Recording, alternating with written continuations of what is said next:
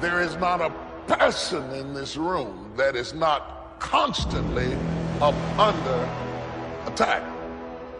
No matter how blessed you've been, no matter how successful, no matter how accomplished, no matter how healthy, no matter how fruitful you are, somewhere in your life you are either being attacked or about to be attacked in some area of your life. What is it that will make it worth it for you to face the rejections? What is it that will make it worth it for you to brainstorm and not be intimidated and say, I can do this? What is it that will make it worth it for you to raise the bar on yourself and say, I got some more stuff in me? What is it that will make it for you when you want to give up?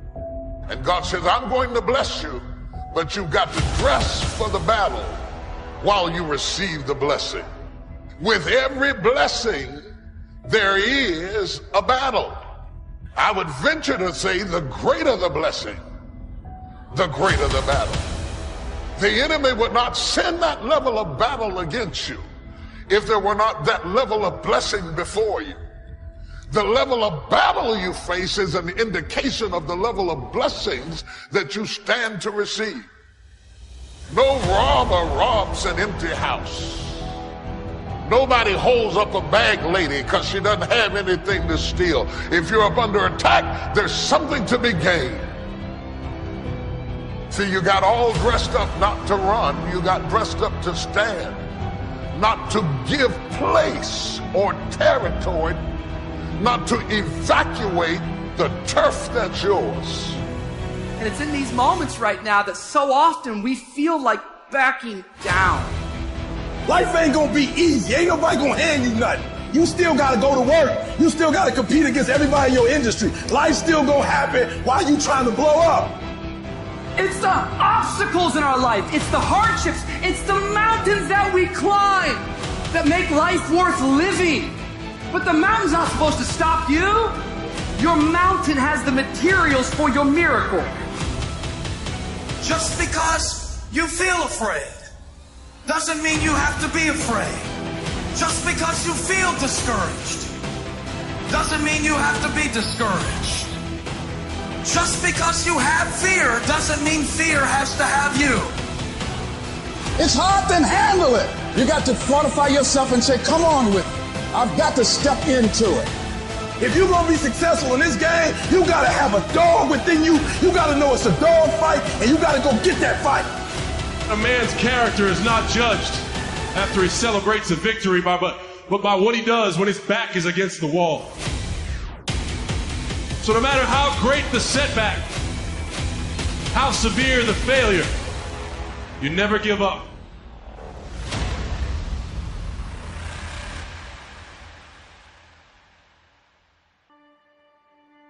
Grab and seize this opportunity like you've never seized anything in your life before to make something remarkable of it. Take advantage. Don't be lazy, especially in the spring. Don't be distracted, especially in the spring. You've got to take advantage of every spring that comes because there's only a handful. Life isn't forever. It finally comes to an end. One of the Beatles wrote, all things must pass. The sunrise doesn't last all day. Spring doesn't last all summer. The sunset doesn't last all night. We all have periods of time, pieces of time. And when those pieces of time comes, what you've got to do is take advantage of each time that comes. At the longest, life is brief. At the longest. So remember, it's human beings that make our lives valuable. It's not systems, it's not numbers in the marketing, it's not computers, it's not the printout, it's not points, and it's not royalties. What makes us all rich beyond our wildest imagination is people. So be mindful of investing in the summer in every person you can possibly invest in. They will make you wealthy. Of course you struggle to remember it in your day-to-day life because life is difficult and it's harder to do things than not to do them, and it's harder to do them well than to do them badly.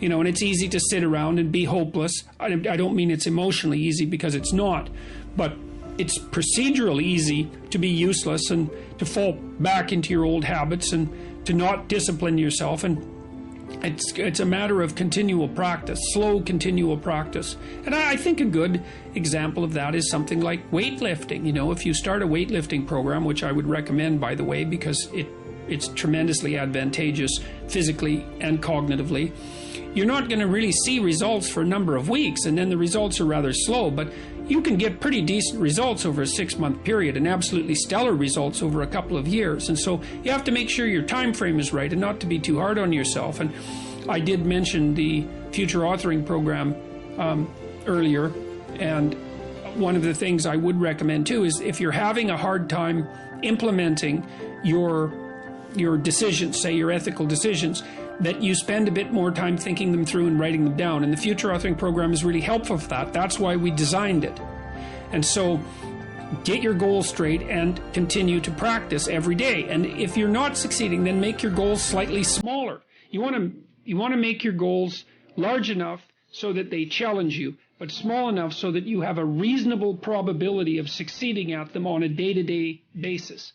And then you have to also understand that if you fail on a given day, like let's say you're trying to quit smoking and you quit for 2 weeks, and then you have a cigarette and you think, oh my God, now I've screwed it up. I'm not quitting anymore. You smoke a whole pack of cigarettes. It's like, well, there's a couple of mistakes there.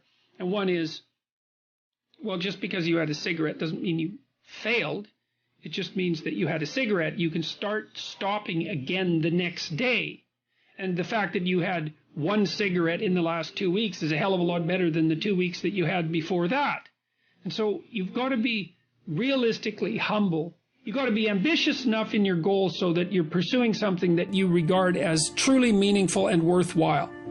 You know, and maybe you can judge that to some degree if you think about someone you love attempting the same thing and think about how you would feel if they managed it. And if you would feel good, then that's probably a good what would you say? That would be a good evaluation strategy to use on yourself.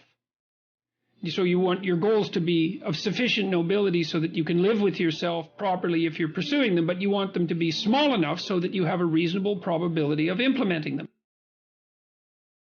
If you're having a discussion with someone and they're talking about things that don't have those characteristics, right, that they haven't made personal, then the conversation is almost never interesting.